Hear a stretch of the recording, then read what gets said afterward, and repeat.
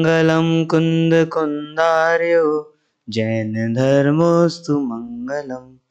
सर्व मंगल मांगल्यम सर्व कल्याणकारिकम प्रधानम सर्वधर्माणां जैनम जयतु शासनम। ग्रंथ का मंगलाचरण। वंदितु सर्वसिद्धि ध्रुवमचल मनोवमं गदिं पत्ते वोच्छामि समय पाहुड मृणमो सुध केवली भणिदम्। नमः समय साराय स्वानुभूत्या चकासते चित् स्वभावाय भावाय सर्वभावांतरच्छिदे। आचार्य कुंद कुंद देव द्वारा रचित समय सार ग्रंथ, उस पर आचार्य अमृतचंद द्वारा कृत आत्मख्याति टीका, जिसका यहाँ पर क्रम चल रहा है, उसमें 14 नंबर की गाथा तक हम पहुंच चुके हैं। आज 14 नंबर की गाथा हमें देखनी है, जिसमें प्रथम मंगलाचरण गाथा करके फिर आचार्य देव 5वीं गाथा में एकत्व विभक्त, अपने से एकत्व पर से विभक्त ऐसी आत्मा का स्वरूप बताने का निश्चय करते हैं कि वह एकत्व विभक्त आत्मा का स्वरूप बताएंगे। उसी आत्मा का स्वरूप बताते बताते अब यह 14वीं गाथा में वह लिखते हैं, कई कई जगह आचार्य अमृतचंद देव ने गद्य में उत्थानिका लिखी है और कई कई जगह पद्य में उत्थानिका लिखी है। तो इस गाथा की जो उत्थानिका है वह पद्य में ही, इसका पिछला जो 10वां कलश है वही इसकी उत्थानिका है, जिसका यहाँ से विवेचन तो हो चुका है। अब सामान्य अर्थ के साथ ही हम उसका आगे बढ़ेंगे। सबसे पहले पाठ करते हैं। आत्म स्वभावम परभाव भिन्नम आपूर्णमाद्यंत विमुक्तमेकम विलीन संकल्प विकल्प जालम प्रकाशयन् शुद्ध नयोऽभ्युदेति। क्या कहते हैं? अभी जब हम गाथा पढ़ेंगे ना, 14 नंबर की गाथा जब हम पढ़ेंगे तब देखेंगे कि किस तरह वहां पर जो एक एक शब्द, जो 5 विशेषण 14 नंबर की गाथा में दिए हैं, पूरे ही आचार्य अमृतचंद देव ने इस कलश में ले लिए हैं। अभी तो सामान्य अर्थ देखकर हम बढ़ेंगे। आत्म स्वभावम प्रकाशयन् शुद्ध नयोऽभ्युदेति। शुद्ध नय अभ्युदेति, शुद्ध नय का उदय होता है। कैसे शुद्ध नय का? आत्म स्वभावम प्रकाशयन्, आत्म स्वभाव को प्रकाशित करते हुए शुद्ध नय का उदय होता है। क्या है ये शुद्ध नय? शुद्ध नय किसे कहते हैं, क्या है, सभी हम पीछे 12 नंबर 13 नंबर की गाथा में पढ़ते हुए अभी हम 14 नंबर की गाथा में भी उसका विशेष आगे देखेंगे। तो निश्चय नय जो आत्मा को शुद्ध देखे वह शुद्ध नय, जैसा आत्मा है बिल्कुल वैसा ही देखे उसे शुद्ध नय कहते हैं। ऐसे शुद्ध नय का उदय होता है, पर कब, कैसा क्या करते हुए? आत्म स्वभावम, आत्मा के स्वभाव को प्रकाशित करते हुए। तो आत्मा का स्वभाव कैसा है? आत्म स्वभावम परभाव भिन्नम, पर भावों से भिन्न है। अपूर्ण, परिपूर्ण है, बिल्कुल पूर्ण है। जैसे कहते हैं ना पीछे 47 शक्तियों में त्यागोपादान शून्यत्व शक्ति आती है कि आत्मा अपने आप में इतना परिपूर्ण है कि ना तो उसमें किसी चीज का त्याग होता है और ना ही त्यागोपादान, ना उसमें कुछ ग्रहण होता है ना कुछ त्याग होता है। जैसा वह है बिल्कुल परिपूर्ण है। अपूर्ण आद्यंत विमुक्त मेकम, आदि अंत से रहित है, ना उसका कोई आदि है ना उसका अंत है, ऐसा अनादि अनंत यह आत्मा है। विलीन संकल्प विकल्प जालम, संकल्प विकल्प का तो ये जाल है ना, जैसे मकड़ी का जाला होता है ना, जैसे फंस जाते हैं उसमें, ऐसा ये संकल्प और विकल्प के जाल हैं और ये विलीन समाप्त हो चुके हैं। इन संकल्प विकल्प के जाल से रहित यह जो आत्म स्वभाव है, इसको प्रकाशित करता हुआ यह शुद्ध नय उदय को प्राप्त होता है। इसमें बस विशेष बात इतनी है कि जब परभाव से भिन्न कहते हैं ना, तो परभाव से भिन्न वही प्रत्येक आत्मा जो दूसरे कलश में हमने भाव लिया है, अनंत धर्मणस्तत्वम पश्यन्ति प्रत्यगात्मना, उसमें प्रत्येक का जो अर्थ लिया है कि पर द्रव्यों से भिन्न, पर द्रव्यों के भावों से भिन्न और पर द्रव्यों के निमित्त से प्रकट होने वाले जो हमारे विकारी भाव हैं उनसे भी भिन्न यह जो आत्मा है वह उसका स्वभाव है। साथ ही संकल्प विकल्प के जाल, क्या होता है संकल्प और विकल्प? दो चीजें बताई, संकल्प और विकल्प। विशेष हम सब सुन चुके हैं, बस एक बार हिंट करने के लिए कि द्रव्य कर्म, भाव कर्म और नौ कर्म आदि पुद्गलों में अपना स्थापित करना। अब द्रव्य कर्म, भाव कर्म और नौ कर्म में अपना स्थापित करना कैसे? अब द्रव्य कर्म में मैं बुद्धिमान हूं, ऐसा द्रव्य कर्म में अपनत्व स्थापित किया। साथ में भाव कर्म में मैं क्रोधी, मैं मानी, तो ये भाव कर्म में अपनत्व स्थापित किया। और नौ कर्म में मैं गाड़ी वाला, मैं घर वाला, ये बंगला वाला, ये लखपति, तो ये जो है ये नौ कर्म में अपना स्थापित करना, ये संकल्प हैं। और ज्ञेयों के भेद से ज्ञान में जो भेद पड़ते हैं वह सभी विकल्प हैं। ऐसे संकल्प और विकल्प के जाल से रहित यह आत्मा आत्म स्वभाव को प्रकाशित करता हुआ शुद्ध न अभ्युदेति, अभ्युदय को प्राप्त होता है, उदय को प्राप्त होता है। अब 14वीं गाथा में शुद्ध न क्या होता है? शुद्ध न तो 14वीं गाथा में वो बताते हैं। अपन 14वीं गाथा का पाठ करते हैं एक बार। जो पश्यति अपाणम अबद्ध पुट्ठम अनन्यम नियदम अविशेषम संयुक्तम तम शुद्धनयम वियाणी। जो पश्यति अपाणम, पश्यति संस्कृत में पश्यति, उसका प्राकृत में पश्यति बन जाता है जो देखता है। जो पश्यति अपाणम आत्मानम, आत्मा को जो देखता है। कैसा देखता है? देखो वैसे तो अगर देखा जाए तो जो पश्यति अपाणम तम शुद्धनयम व्याणी ही, जो आत्मा को देखता है उसे तू शुद्ध न जान। क्योंकि असल आत्मा को, असल आत्मा कैसी है, जैसी आत्मा है वैसा ही कौन देखता है? तो शुद्ध न ही है जो जैसी आत्मा है वैसा ही देखता है, वह शुद्ध न है। पर हम तो कहते हैं कि अशुद्ध न से भी आत्मा को देखा हमने, है तो ये क्या है? अरे अशुद्ध न अवस्था जैसी आत्मा की अवस्था है विकारी भावों सहित, उस वक्त आत्मा को देखता है। पर आत्मा जो त्रिकाल शुद्ध है वैसी की वैसी आत्मा को देखने वाला शुद्ध नए है।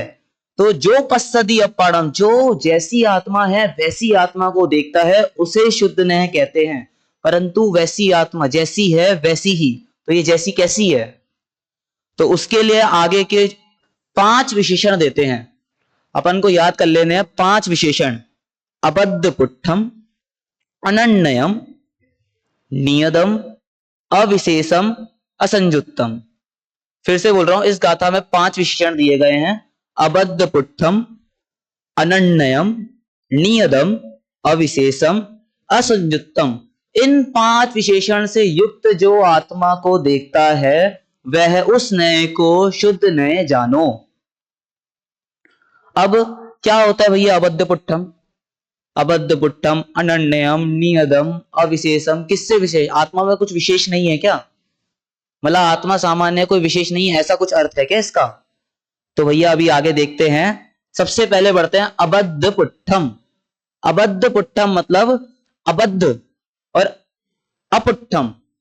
वो अबद्ध है और अपुट्ठ है। अपुट्ठ मतलब एक तो बंधता नहीं है, बंधता नहीं है, आत्मा कभी भी बंधता नहीं है। और अबद्ध पुट्ठ मतलब स्पर्श नहीं करता है, वह किसी अस्पर्शी, अबद्ध और अस्पर्शी, अबद्ध स्पष्टम नीचे लिखा हुआ है। अबद्ध स्पष्टम जो संस्कृत छाया में अगर आप देखेंगे तो अबद्ध स्पष्टम की अबद्ध है और अस्पष्ट है, ना छुआ जा सकता है ना किसी से बंधा जा सकता है। अब इतना बताइए, जो चीज छुई नहीं जा सकती वो बंध कैसे सकती है? कभी किसी ने कहा है कि मैंने परमाणु को बांध लिया, जबकि उसमें स्पर्श गुण है परंतु वह बंध नहीं सकती, ऐसा अबद्ध। और अगर किसी को कहे कि देखो अब बिल्कुल ऐसे आर पार जाने वाली चीज है जो कि अस्पष्ट और अबद्ध, ऐसी सूक्ष्म चीज है जो दीवारों के भी आर पार हो जाए, उसे कौन सी रस्सी से बांधोगे? वो रस्सी से बांधा, वो नीचे निकल गई। ऐसा अबद्ध स्पष्ट तो अबद्ध स्पृष्ट किससे किससे नहीं बंधा, किससे स्पर्शित नहीं है आत्मा। ऐसा अगर प्रश्न उठता है, कहते हैं पुद्गल कर्मों से, जो पुद्गल कर्म है उनसे अबद्ध अस्पृष्ट है, मतलब ना बंधा है, ना पुद्गल कर्मों से कभी बंधा है और ना पुद्गल कर्मों ने उसे कभी स्पर्श किया है। सब सिद्धांत ग्रंथ का जब अध्ययन करते हैं, जब कर्मों के बारे में हम पढ़ते हैं कि जीव कर्मों से बंधा है, ज्ञानावर्णीय, दर्शनावर्णीय, मोहनीय, आयु, नाम, गोत्र, वेदनीय, जब इन सब से बंधा है तो वहां तो कहते हैं कि भैया यहां तो बंधा हुआ है कि जीव ज्ञानावर्णीय बांधा, जीव ने ज्ञानावर्णीय बांधा, जीव ने दर्शनावर्णीय बांधा, उसके कारण भी बताते हैं। फिर आयु बांधी, जीव ने आयु बांधी, भैया माया ज्यादा मत करो, मान ज्यादा मत करो, लोभ ज्यादा मत करो, क्रोध ज्यादा मत करो, क्रोध ज्यादा करोगे तो नरक में जाओगे, नरक आयु का बंद होगा। किसको होगा? जीव को होगा। उधर तो कहते हैं जीव को बंद होता है, और इधर कहते हैं जीव अबद्ध पुट्ठम, अबद्ध पुट्ठ है, ना उसे कुछ बंद, ना वह बंध सकता है, ना किसी से स्पर्श हो सकता है। तो भैया आगे लिख दिया ना, तम शुद्ध नयम व्याणी ही, सिद्धांत ग्रंथों में अशुद्ध जीव का वर्णन करते हैं, कर्म सहित जीव का, पर यहां पर उसकी अपेक्षा ही नहीं है। शुद्ध नय से जीव कैसा है कि ना वह कभी बंध सकता है, ना वह उसे कोई चीज स्पर्श कर सकती है। तो जिस चीज को कोई, जो चीज बंध नहीं सकती, जिस चीज जो अस्पर्शी है, उसे कर्म कैसे छू सकता है, उसे कर्म कैसे बांध सकता है। इसलिए जीव पुद्गल कर्मों से ना बंधा है, ना उसे पुद्गल कर्मों ने कभी छुआ है। जैसे कहते हैं ना, रस्सी से गाय को बांधा, रस्सी से गाय को बांधा, अब क्या किया, रस्सी ली, गाय के गले में घुमाई और रस्सी में रस्सी की गांठ बांध दी। अब रस्सी में रस्सी बंधी या गाय बंधी? देखा जाए तो रस्सी में रस्सी बंधी है, गाय तो बंधी नहीं है, पर कहा क्या जाता है, गाय बांध दी। तो ऐसे ही कि भैया आत्मा तो अबद्ध पुट्ठ है, वो कभी नहीं बन सकता, परंतु वह कर्मों का संयोग देख के कहते थे कि आत्मा बंध गया, परंतु स्वभाव से तो आत्मा आज तक ना अनादि काल से कभी बंधा है, ना अनंत काल तक कभी बंधने वाला है। चलिए, अनन्यम, अनन्य है, जैसे बहुत अन्य अन्य दिखता है, बहुत अलग अलग तरह का वह आत्मा दिखता है। कैसे? मनुष्य गति में आत्मा अलग दिखता है, जब देव गति में जाओ तो आत्मा अलग दिखता है, मनुष्य गति में ही स्त्री पुरुष ऐसे करके भिन्न दिखते हैं, बच्चा बड़ा, बहुत अलग अलग भिन्नता दिखती है। नरक गति का आत्मा बिल्कुल अलग दिखता है। तो ये नरक नारक आदि जो पर्याय हैं, ये जो असमान जाति द्रव्य की पर्याय हैं, असमान जाति द्रव्य पर्याय, असमान जाति द्रव्य पर्याय मतलब क्या हुआ, द्रव्य पर्याय, द्रव्य की पर्याय हुई, अब दो द्रव्यों की पर्याय हुई, और वह दो द्रव्य कैसे थे, असमान, वो द्रव्य समान नहीं थे, दो अलग अलग तरह के द्रव्यों की पर्याय, मतलब एक तो जीव, अब जो मनुष्य है, मनुष्य कब मनुष्य कहलाता है? क्या खाली आत्मा मनुष्य कभी हो सकता है? सिर्फ एक आत्मा कभी मनुष्य हो सकता है? नहीं हो सकता। और सिर्फ एक पुद्गल का पिंड मनुष्य हो सकता है? नहीं हो सकता। मनुष्य तभी होता है आत्मा और पुद्गल की जो मिश्रित अवस्था है, यह असमान जाति द्रव्य पर्याय कहलाती है, दो अलग अलग द्रव्य के पर्याय, ऐसी असमान जाति द्रव्य पर्याय, इससे आत्मा बड़ा अलग अलग भिन्न भिन्न दिखता है, परंतु वे कहते हैं अनन्यम। ये जो असमान जाति द्रव्य पर्याय है, जो नरक नारक आदि पर्याय, इनसे जो भिन्न भिन्न दिख रहा है, वैसा आत्मा नहीं है, बिल्कुल इन सब में एक रूप रहने वाला आत्मा है, अन्य अन्य न होकर अनन्य है। कैसे? जैसे कि अनन्य अगर हम ना माने ना, तो वीतरागता होनी बड़ी मुश्किल है। जैसे कि अगर देखे तो मारीची का जीव है, मारीची के जीव को जब हम देखे तो हमारे अंदर उसके प्रति कभी श्रद्धा उत्पन्न होती है? अरे वाह, मारीची का जीव हुआ था, एक बड़ा महान जीव था, बड़े अच्छे काम करे उसने, ऐसा कभी हमारे अंदर आता है? कभी नहीं आता, द्वेष उत्पन्न होता है। और भगवान महावीर का जीव, जब भगवान महावीर की पर्याय में उस जीव को देखते हैं, तब एकदम अंदर में, अरे भगवान महावीर बहुत, कितना उत्कृष्ट जीव, कितना बड़ा काम किए, अपना कल्याण किया, हजारों लोगों का, लाखों लोगों, करोड़ों जीवों का, अनंत जीवों का कल्याण किया, ऐसा जीव। परंतु वह कह रहे हैं मारीची की पर्याय में भी और भगवान महावीर की पर्याय में भी अनन्यम। हमें तो अन्य अन्य दिख रहा है, मारीची अलग, महावीर अलग, ये अलग अलग दिख रहे हैं हमें, पर अनन्यम, इन दोनों पर्यायों में अनन्य वह जीव है। मारीची में भी वही जीव था और महावीर में भी वही जीव है। और जब हम इस पे दृष्टि डालते हैं तो हमें ना राग होता है ना द्वेष होता है, एक वीत राग भाव उत्पन्न होगा, साम्य भाव उत्पन्न होगा कि वह जीव है, ऐसा अनन्य। नियत, एक जैसा रहने वाला, हानि वृद्धि से भिन्न, मतलब जो अगुरु लघु गुण होता है जीव के सामान्य गुणों में, 6 सामान्य गुण, मुख्य 6 सामान्य गुण जब बताते हैं तो उसमें एक गुण बताते हैं अगुरु लघु गुण। उसका क्या कार्य होता है? हानि वृद्धि करना, षडगुणी हानि वृद्धि करना। जो षडगुणी हानि वृद्धि जीव में होती है वह उसका कार्य होता है। निरंतर जीव में षडगुणी हानि वृद्धि होती रहती है। अब षडगुणी हानि वृद्धि क्या होती है? तो भैया 6 तरह की हानियां और 6 तरह की वृद्धि, ऐसे मिलके कुल 12 होती हैं, तो इन्हें कहते हैं षडगुणी हानि और वृद्धि। और इसमें कैसे कैसे, तो नाम मात्र देख के अपन आगे बढ़ते हैं। तो हानि, 6 हानि जो है उनके नाम कैसे हैं? अनंत गुण हानि, सबसे छोटी हानि है ये, अनंत गुण हानि, असंख्यात गुण हानि और संख्यात गुण हानि।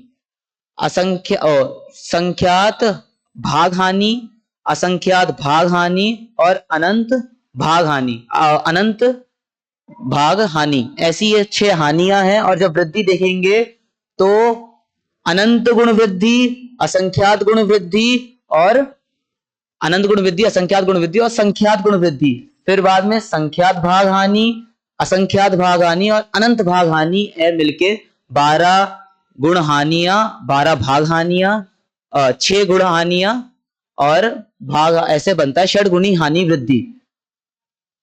मैंने थोड़ा गलत बोल दिया। अनंत गुण वृद्धि, अनंत भाग वृद्धि, ऐसे करके अनंत गुण वृद्धि, असंख्यात गुण वृद्धि, संख्यात गुण वृद्धि और असंख्यात भाग वृद्धि, संख्यात भाग वृद्धि, असंख्यात भाग वृद्धि और अनंत भाग वृद्धि। इस तरह से लगा लेना। इस तरीके से हानि वृद्धि से भिन्न, मतलब अनचेंजेबल, चेंज नहीं होता जीव, बिल्कुल अनचेंजेबल जीव जो है, अनचेंजेबल जीव वह नियत। ऐसा ही हमारा तीसरा, पहला अबद्ध पुट, दूसरा अनन्यम, तीसरा नियदम नियत, चौथा अविशेषम।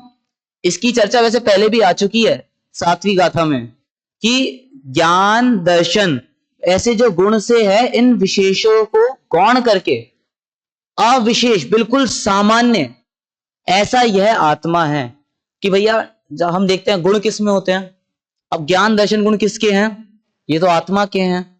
आत्मा के गुण को ही आप गौण करने को कह रहे हो, जब चीज हमारी ही है, ना हम किसी से ले रहे हैं, ना पर भावों के भिन्न से हो रही, ना पर द्रव्यों के संयोग से हो रही, किसी संयोग से नहीं हो रही, आत्मा अपने से ही जान रहा है। पर ज्ञान दर्शन ये गुण अपने हैं, तो आप इसे क्यों हटा रहे हो?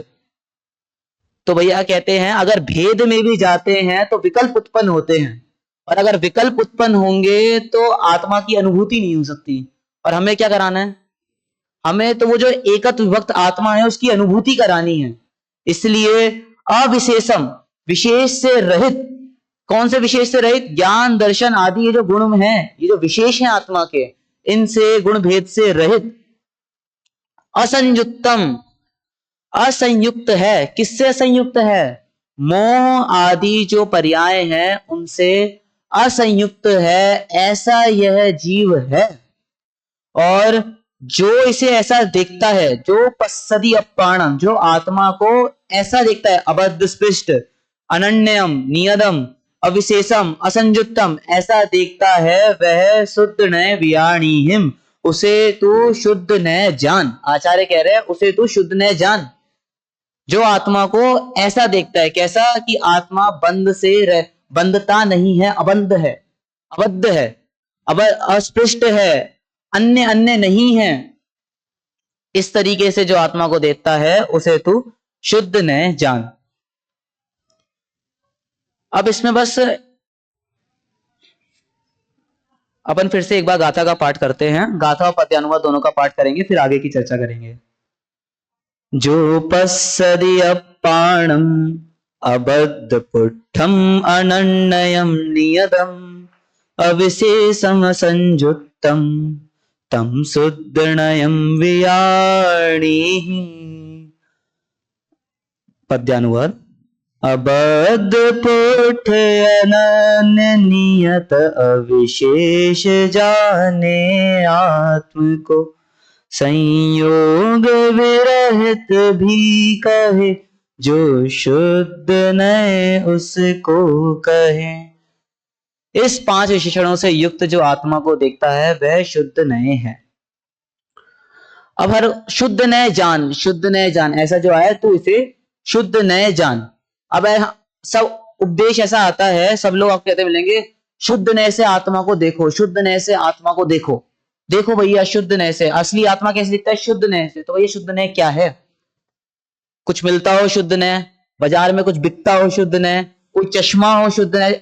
बात तो ऐसी लगती है भैया शुद्ध नए से देखो, जैसे कहते हैं चश्मे से देखो तब अच्छे से दिखेगा। अब दिख नहीं रहा है, किसी को धुंधला दिख रहा है तो डॉक्टर क्या कहेगा? नंबर चढ़ गया, अब ये चश्मा लगाओ, इससे देखना। तो ऐसी क्या जा रहा है? शुद्ध नए से देखो। अब शुद्ध नए कोई चश्मा है क्या? तो क्या होता है शुद्ध नए कि आत्मा को देखो, आत्मा को देखो तो हमें पहले शुद्ध नए लाना पड़ेगा, फिर आत्मा को देखेंगे तब आत्मा हमें अबद्ध पुट्ठ और अनन्य नियत ऐसा दिखाई देगा। ऐसी कुछ बात है? ऐसी कोई पराधीनता है क्या कि भैया आत्मा को देखो? वो तो इतना, इसका मतलब शुद्ध नए से देखो मतलब आप आत्मा को देखो। अभी ये विकल्प छोड़ दो कि मेरे को शुद्ध नए से देखना है, अशुद्ध नए से देखना, बस आत्मा को देखो। आत्मा को अबद्ध पुट्ठ अनन्य नियत ये देखो। जब आप आत्मा को देखोगे, जब जो शुद्ध ज्ञान की पर्याय होगी उसी को शुद्ध नए कहते हैं। क्या कहा? जब आत्मा, शुद्ध आत्मा को देख रहे होंगे, जब हम जैसी आत्मा है, अबद्ध पुट्ठ आत्मा है, जब उस आत्मा को देख रहे होंगे तब जो शुद्ध ज्ञान की अवस्था होगी उसी को शुद्ध नए कहते हैं।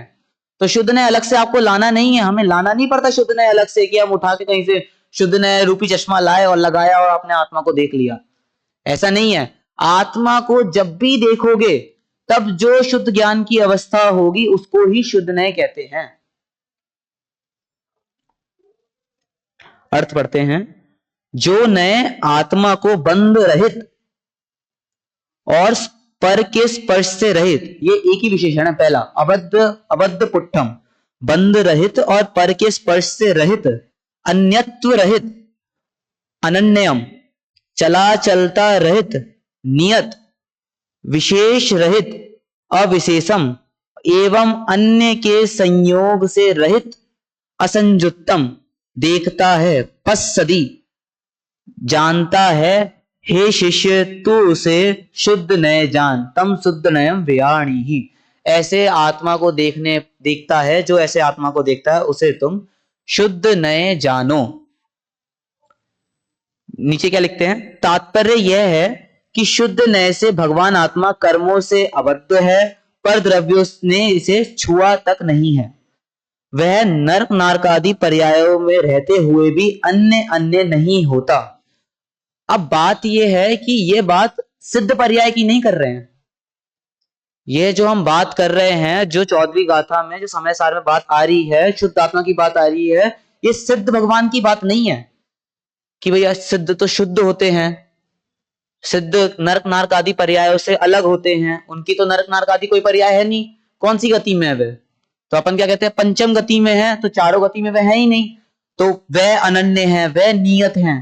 तो ऐसी उनकी बात नहीं है। ये तो आत्मा सामान्य की बात है, सभी आत्मा की, जो संसारी और मुक्त दोनों आत्मा है उसकी बात करते हुए ये सारे विषय लिखते हैं कि वह नरक नारक आदि पर्याय में रहते हुए भी अन्य नहीं है। कि आपको दिख तो रहा है वह अन्य है, अलग अलग दिख तो रहा है कि ये नर है, ये नारकी है, तभी तो आप कह पा रहे हो। अगर अन्य नहीं दिख रहा होता तो हम कहते ही कैसे कि ये तो नर है, ये नारकी है, ये देव है, तो हम कहते कैसे ये तिर्यंश है। तो अन्य दिख तो रहा है, परंतु ऐसे अन्य होने पर भी वह अनन्य है, क्योंकि उसमें कॉमन एक सामान्य आत्मा है, हमें तो उसको विषय करना है।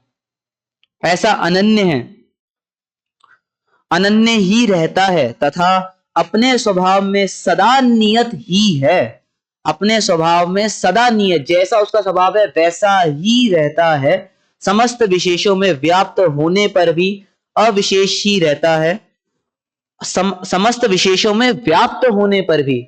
अब अभी हमने कहा अविशेषम, अविशेष है, मतलब ज्ञान दर्शन गुण से रहित, ऐसा ऐसा इसका अर्थ नहीं है। ज्ञान दर्शन गुण से रहित ऐसा इसका अर्थ नहीं है।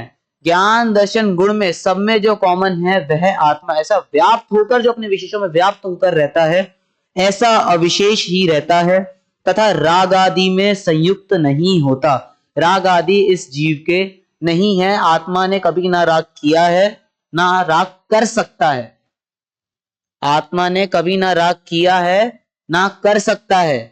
अभी ये कह रहे हैं, आगे कर्ता कर्म अधिकार में अगर हम पढ़ेंगे तो वहीं पर आत्मा ही राग करता है, आत्मा ही राग कर सकता है। कभी देखा ये टेबल राग कर रही हो, आदमी गाड़ी से राग करता है, गाड़ी आदमी से राग करती है। कभी आदमी ने कहा मेरी गाड़ी मेरी गाड़ी, गाड़ी ने कहा कभी ये मेरा मालिक ये मेरा मालिक, नहीं।